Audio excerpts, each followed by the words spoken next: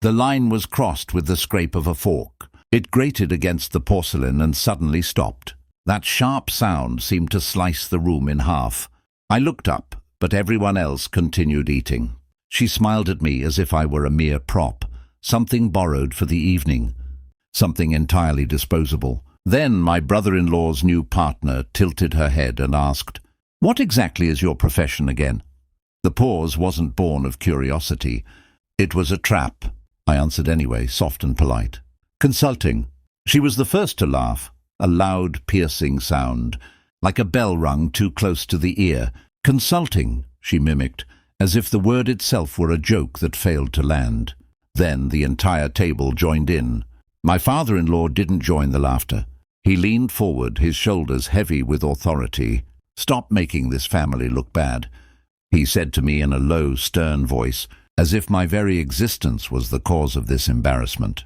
That was the moment I decided to let them finish. The dining hall was warm in a suffocating way. Too many people, too much fragrance, and the low hum of forced togetherness. The chandelier cast a glow intended to make everyone appear generous, but it failed. It only made the knives glint. My wife sat beside me, hushed. She had learned the art of silence early on. It was her family's preferred language when they wanted something buried. Her brother lounged across from us, his arm draped over his girlfriend's chair like a claim of ownership. He watched me with interest, as if I were free entertainment. She was new, bright dress, quick tongue, and the kind of arrogance that comes from never being put in her place. I folded my napkin with care. I felt the old instinct to justify myself rise up, but I crushed it. They didn't want the truth. They wanted a hierarchy. She kept going, waving her glass around. "Oh, come on. Everyone calls themselves a consultant nowadays. It's just a fancy word for being jobless, right?" More laughter.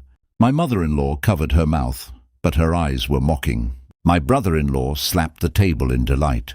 I watched how my father-in-law did nothing to stop it. That was what mattered. I felt the heat behind my eyes, but I didn't blink. I simply nodded as if she'd made a brilliant point. Inside, something snapped.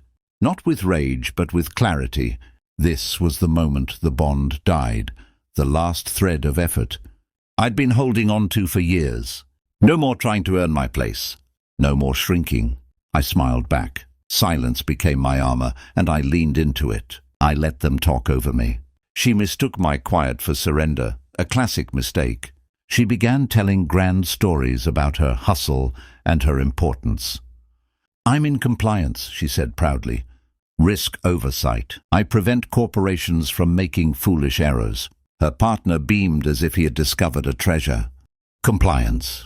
The word clicked into place.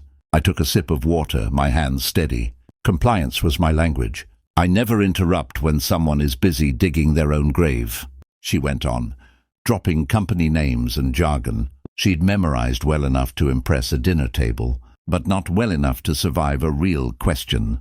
I looked out the window and counted to 3. My phone was warm in my pocket. I thought about the systems I had engineered, the audits I had conducted in secret, and the contracts signed because of my outcomes, even though my name was never on them. I thought about how often her firm's name had appeared on my screen lately, flagged in red.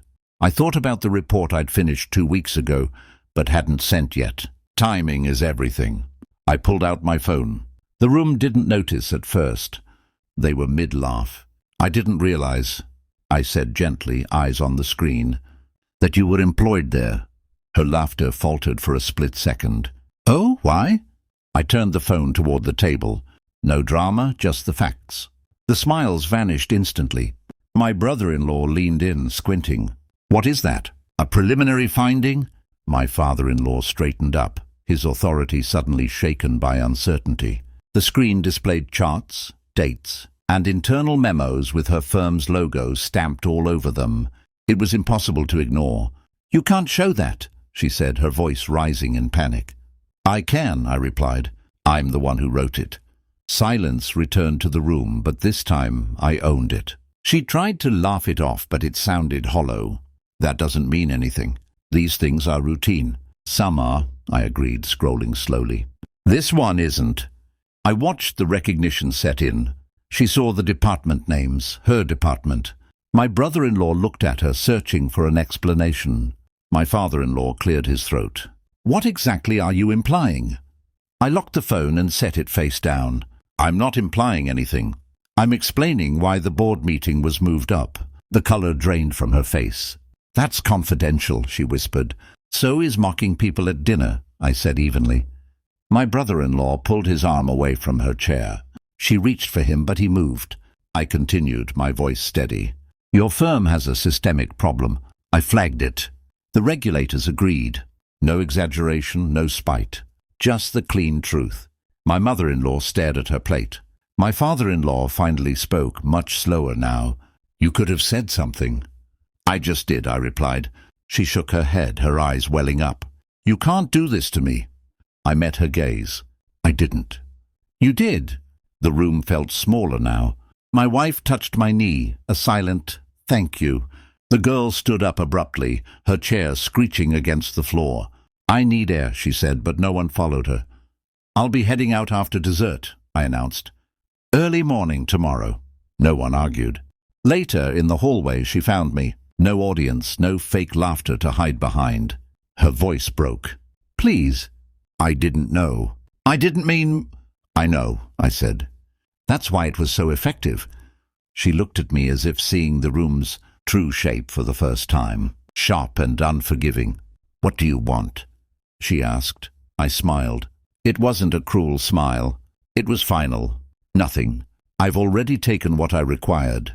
Understanding hit her like a wave. Respect, silence, balance. In the car, my wife finally exhaled. "You didn't have to do that." "I did," I replied. "For both of us."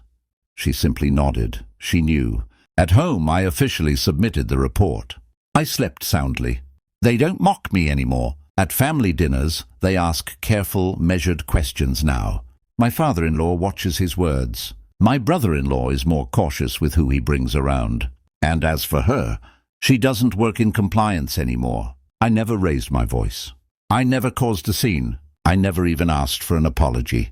I just let them laugh until they realized the joke was on them.